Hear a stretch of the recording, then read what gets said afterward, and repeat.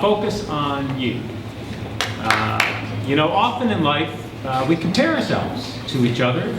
We compare ourselves to our neighbor, to our friend, to our family members. And we think about, why does that person, you know, even in early life, why did that person get chosen by the teacher? Why did that person, if I like this girl, why did that girl go out with this other guy, not me? We think, why do good things happen to other people and not me? And we start overthinking it in many ways. I guess I would like to say that. We start then thinking about, why is it that the other person got what I want, but I didn't get it, right? And we start building a case against that other person. And so it's always thinking about, you know, it's keeping up with the Joneses, I guess, what one of the cliches is. And you know, it starts early in life. You know, I remember with my wife and I had when we had two young boys, whenever we would get to a place, a building had an elevator, the two boys would run in and compete to see who would press the button and go up the elevator, right? And it got to be when we had to sort of, as a parent, say, no, Louis, you first, Paul, you second. It got to be, well, why? Why him, not me, right? And so early in life, we learned this thing about trying to compare ourselves with others and thinking about, why do other things happen, good things happen to other people and not myself?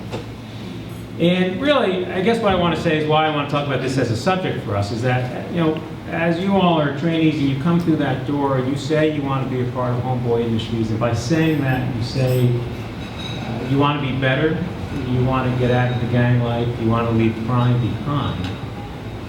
All that is a way of saying, and you know this, you have to work on yourself.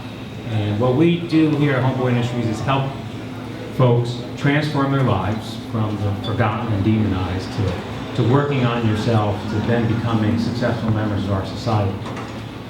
And transformation is hard. It is really hard. It takes a long time. And really, we help that transformation. We give mentorship, we give advice, we show the path. But at the end of the day, it's all about how much you work on yourself, for yourself, and only for yourself. And so this concept of trying to compare yourself to others is sort of it's a negative concept. It doesn't work well at Homeboy, but it happens a lot. You know, I hear often from you all is to, you know, you're concerned about why didn't I get that job? Why did he get that job? Why did he go on the hike but I didn't get to go on the hike? Why is my navigator saying these nice things to him but not to me? Why is my case manager beating me up versus beating up this other person, right? And really, the point is, it's about working on yourself, and transformation is hard, and it's all about what you do, and people are in the different stages of the transformation. And so really why we equally give out love and compassion and kinship. How you work on yourself at your pace, it dictates to how we all interact with you as well. And so the other concept is that it's very easy in Homeboy Industries to get distracted by the drama that's around us, right? And what I encourage or implore you to do is sort of focus on your own self, focus on your own drama in that sense. That just because your coworker is not pulling the weight, your coworker may not be working as hard as you're working, but you get paid the same amount. That's because your coworker may not be going through the classes like you're going through the classes, but you get paid the same amount. The real reward is that you're going to your classes and you're working hard, and you're going to make it through that transformation. That's right. And you know, sometimes the drama is also created about some of our trainees see other trainees, you know, gaming the system, cutting corners, that type of thing. And this is what I kind of learned mostly. One of the most things I learned from Father Greg and Homeboy is, you know, a lot of that stuff is small potatoes. We're here to help everybody. And if someone cuts the corner, they're cutting the corner on themselves. And we're going to try to show that, but we're not going to go out of our way to kind of reel that person back in and penalize that person. Our philosophy here is just to show you that there's goodness in yourself, and that to love yourself and to work on yourself.